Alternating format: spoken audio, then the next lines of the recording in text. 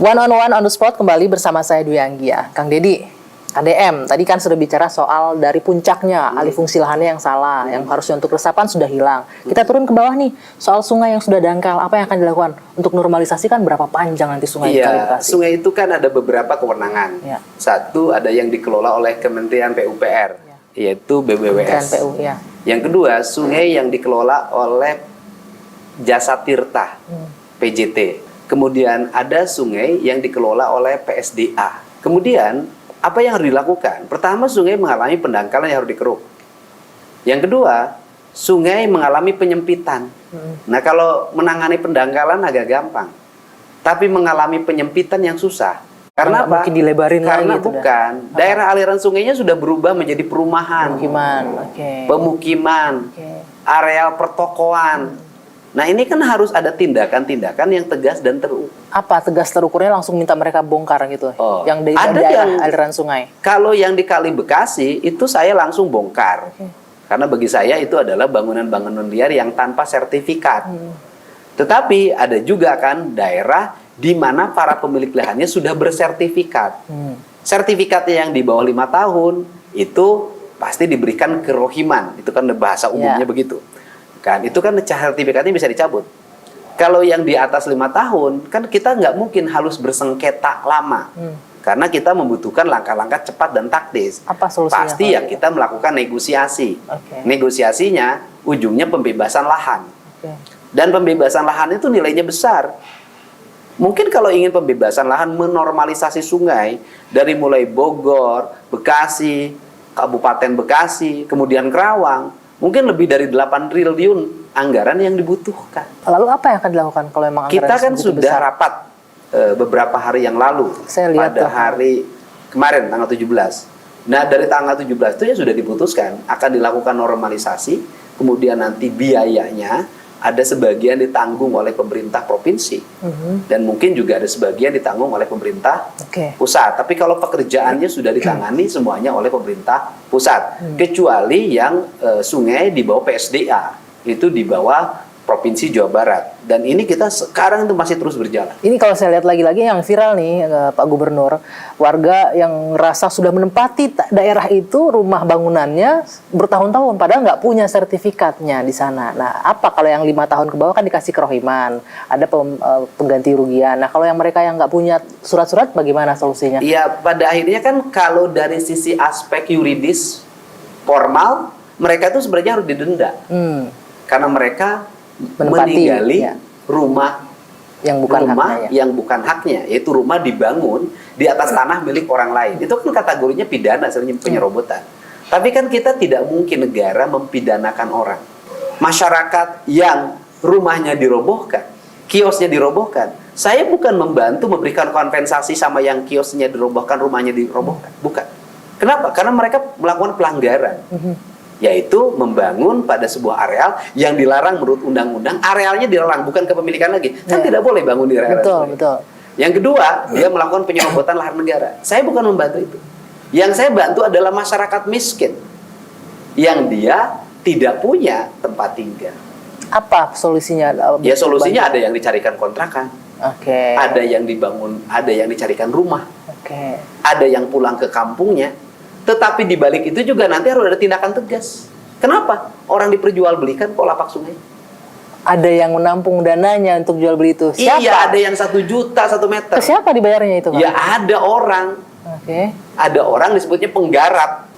Apa? Kita bisa menyebutnya Pak Preman kah? Atau siapa? Orang penguasa daerah bisa sana? Preman, bisa aparat. Aparat bisa. Juga? Oknum aparat ada ya, di situ juga? Bisa aja. Gitu loh. Sebut aparat itu adalah aparat yang mengelola sungai. Karena saya lihat di tayangan video itu Anda bilang, saya akan ganti nih semen sama tanahnya untuk ngebangun ini, itu bahasanya. Jadi saya mengganti semen dan tanahnya itu bukan memahami mereka yang mendiami itu. Saya lebih memahami mereka adalah orang-orang miskin yang perlu dibantu. Jadi negara membantu dalam kemiskinan mereka, bukan dalam pelanggaran mereka. Itu di Bekasi. Kita lihat juga nih di Sukabumi ya, saya kalau nggak salah, yang Anda masuk ke sungai sampai ke bawah, ngeruk-ngeruk itu loh, bawah jembatan itu.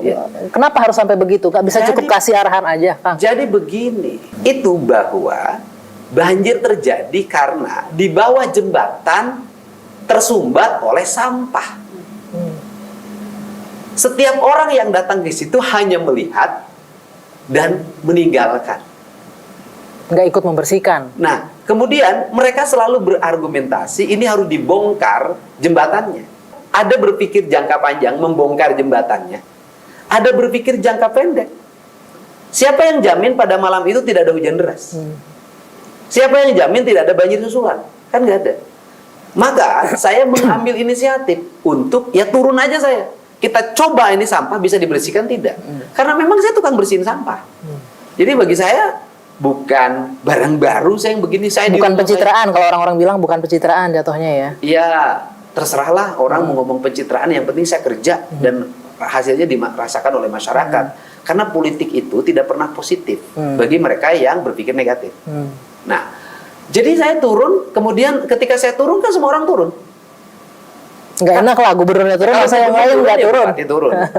Ya kan, Kapolres juga turun, Dandim juga turun. Kalau Dandim Kapolres turun, kan anggotanya seluruhnya turun. Dan saya marah waktu itu sebenarnya. Kenapa? Sama orang yang di sekitar di situ yang ratusan, yang tidak bergerak, yang nelayan segala macam. Kenapa Anda ini ada sampah bertumpuk di bawah jembatan? Kenapa ditonton? Kenapa tidak ngambil inisiatif untuk sampah itu dibersihkan? Nah ternyata ketika saya turun, semua orang turun, itu tidak lebih dari 40 menit sampai itu bersih. Berarti Kang, kita kan melihat ada masalah budaya nih di masyarakat kita. Budaya yang masih nggak mau buang sampah di tempat yang diatur, buang sampahnya sembarangan. Bersih itu kayaknya bukan sebagian dari iman lah. Kalau orang muslim kan bersih sebagian dari iman. Tapi kayaknya budaya itu agak susah tuh dibangun di masyarakat kita. Ya problemnya salah kita. Di mana salahnya? Letak kesalahan kita adalah masyarakat kita dilepas dari kebudayaan. Dulu di setiap kampung itu ada tokoh adat. Tokoh adat itu mengatur perilaku hidup warga. Rumah harus menghadap kemana, nanti membangun balai musyawarah di mana, bahan bakunya apa, jalan harus menghadap kemana, hari apa harus dilakukan penanaman, bulan apa yang tidak boleh, pohon apa yang harus dilindungi, sehingga petuahnya itu diikuti oleh seluruh warga. Sekarang itu udah nggak ada ya. Tokoh-tokoh tuh hilang karena negara membangun struktur di desa-desa dengan struktur jabatan. Ada kepala desa, ada perangkat dan aparat desa, ada ketua RW, ada ketua RT, ada kepala dusun, dan seluruh perangkat itu hanya menjadi struktur. Artinya strukturnya menjadi struktur jabatan, tapi tidak punya ikatan emosional kepada publiknya. Lelaku budayanya hilang. Nah setelah itu negara itu membuat kegiatan-kegiatan dalam bentuk undang-undang, tetapi tidak efektif. Misalnya begini, ada tata ruang. Orang desanya nggak ngerti tata ruang. Terus kemudian ada tata kelola bangunan, ada IMB. Nah, seluruh aspek kegiatan itu, publik tidak memahami, dan publik juga tidak merasakan, dan publik tidak mentaati. Jujur aja, mana ada IMB di desa ditaati. Di kota aja banyak yang tidak diataati. Banyak yang colongan ya. Ada kecolongan gitu loh. Banyak bangunan tidak ber-IMB. Nah, kemudian publik kehilangan figur di lingkungan desanya. Pak Gub, sekarang kan Anda sudah di posisi nomor 1 di Jawa Barat. Apa yang bisa dilakukan untuk merubah ya sistem yang sudah terstruktur sampai desa ini untuk menghidupkan kembali nih ada roh dengan masyarakat? Apa yang saya lakukan itu menjadi magnetik publik. Oh iya ya. Menimbulkan itu kembali, ada ikatan antara pemimpin dengan masyarakat. Salah. Dan saya melakukan itu memulai dari diri saya dulu. Anda optimis berarti bisa merubah budaya itu orang dengan Sunda masyarakat? Gampang. Orang Sunda itu ada kalimat tuturut mundi. Artinya apa? Artinya dia mengikuti apa yang menjadi arahan pemimpinnya. Asal, ya kan? Ini yang jadi problem kan di Jawa Barat itu bukan hanya orang Sunda hari ini. Ada banyak budaya tadi budaya, dan orang Sunda sendiri tidak semuanya berafiliasi pada nilai ajaran kebudayaan Sunda. Sudah ada yang setiap hari menentang nilai kebudayaan. Padahal yang saya maksud adalah perilaku budaya itu akan melahirkan sikap hidup masyarakat. Sikap hidup masyarakat yang terendah adalah, bagi saya tingkatan yang paling terendah adalah tata kelola sampah. Apa yang harus ada dalam mindset kita? Sungai adalah bukan hanya sesuatu yang memiliki nilai-nilai ekologi. Sungai adalah sesuatu yang memiliki nilai spiritualitas. Jadi mencampurkan antara budaya ya. Baik. Karena apa? Sebentar dulu. Karena kalau disakralkan, maka terjaga. Gunung disakralkan, terjaga. Sungai disakralkan, terjaga. Mata air terjaga, disakral, terjaga. Ketika menjadi undang-undang, mohon maaf, ketika menjadi undang-undang dan sakralitas diganti undang-undang, undang-undang tidak efektif. Kenapa? Karena tidak ada tauladan dan penegakan yang jelas. Menarik, menarik. Kang, selanjutnya, tapi nanti kita jawab usai jeda ini mengenai saya melihat Anda sampai menangis melihat alam yang rusak. Apa yang membuat Anda sampai demikian emosinya keluar? Kita jawab nanti usai jeda di One on One on the Spot. Tetap bersama kami.